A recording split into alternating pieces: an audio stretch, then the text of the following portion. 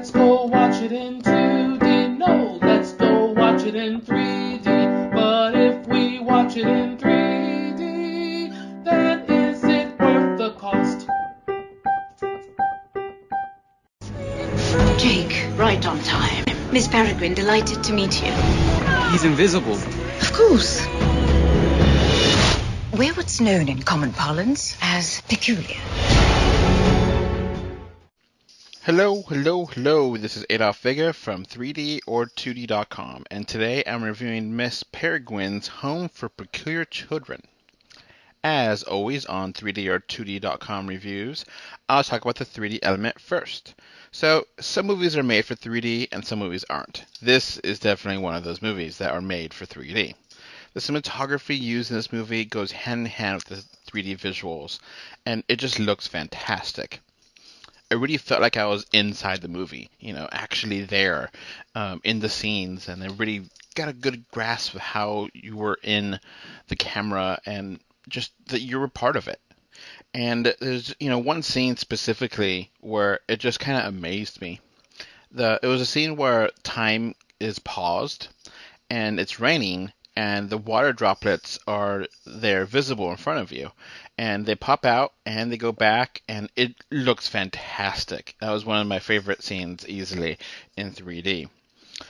Towards the end of the movie, the 3D is a little bit more subdued than the beginning, but it's still there and it still works pretty well.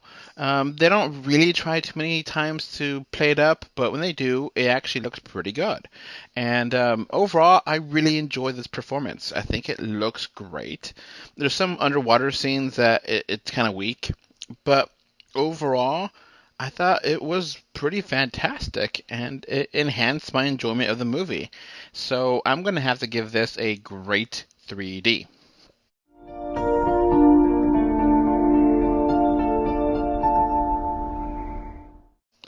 Now onto the movie itself. So occasionally a movie comes along that you just fall in love with. You recognize it has problems, but you just find yourself totally into it and you just kind of forgive some of the little things because you enjoy it overall.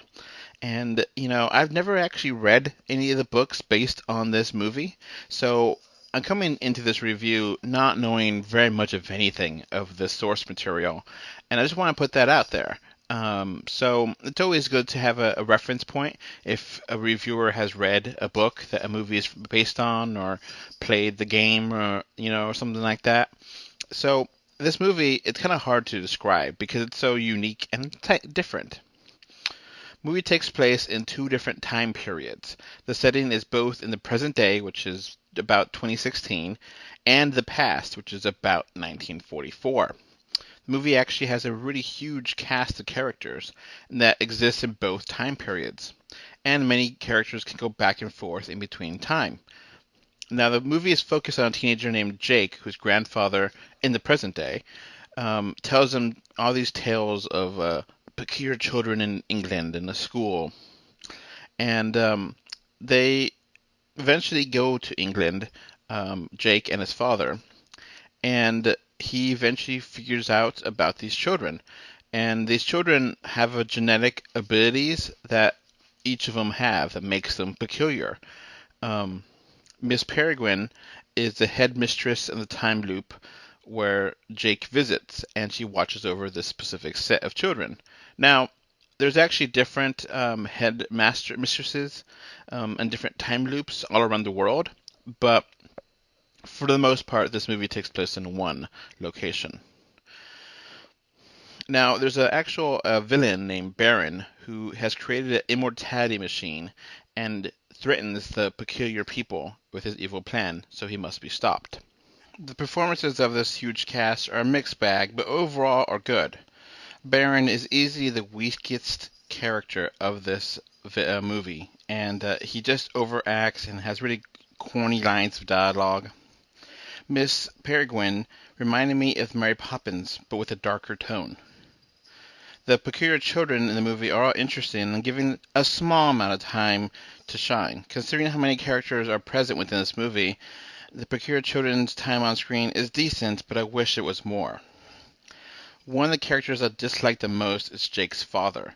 Sadly, this character is just a jerk and you don't really have any reason to like him. In many ways, the story feels similar to X-Men comic book series, but yet also feels fresh and different because of the elements of time travel and just the tone it has.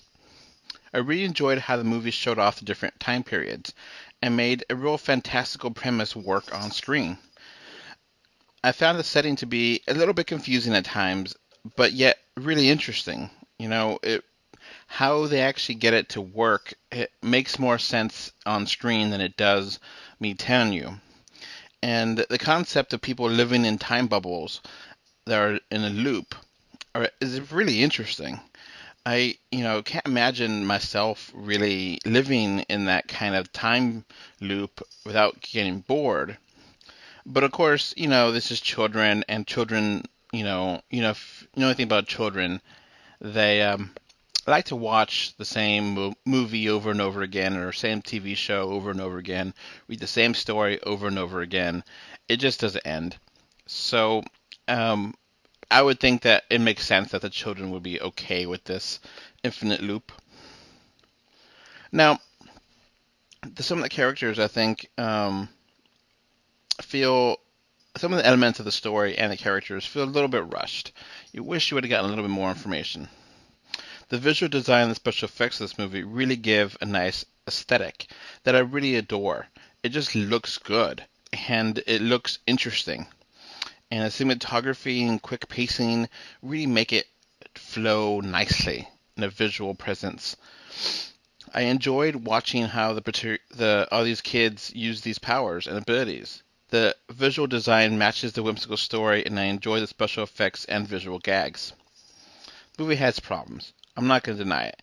I found myself really captivated, though, and how much fun I was having and how entertaining it really is.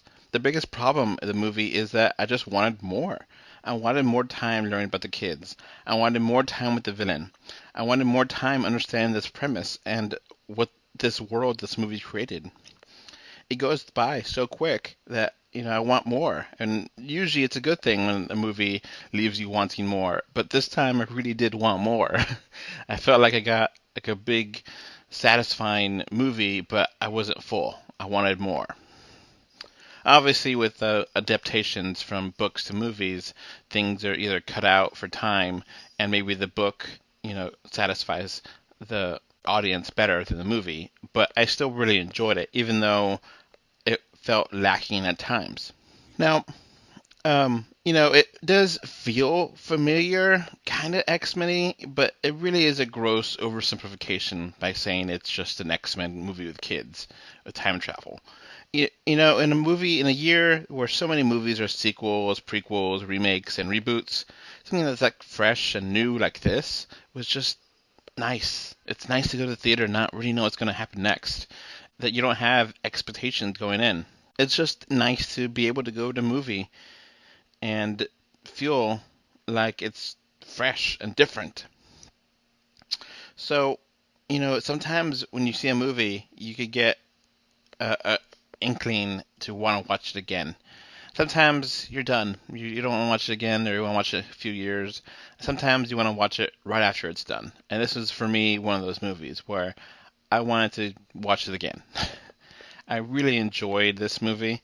I think I might be a little bit biased when it comes to this movie because I generally really like movies and storylines that have time travel, that have quirky characters, and superpowered humans.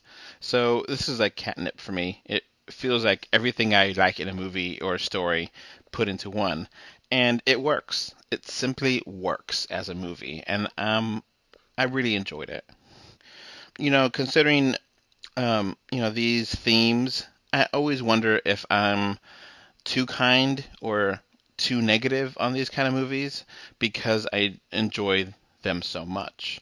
But considering all the movies that Tim Burton has done, I really put this one in the top 5 of his movies that he's directed. I really feel that it has a great aura, a great presence to it, and just a lot of fun.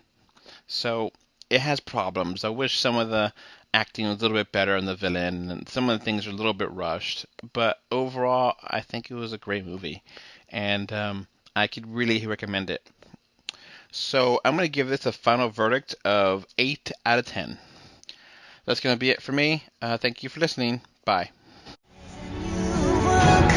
Because our abilities don't fit in the outside world, we live in places like this, where no one can find us. Jake, come and play!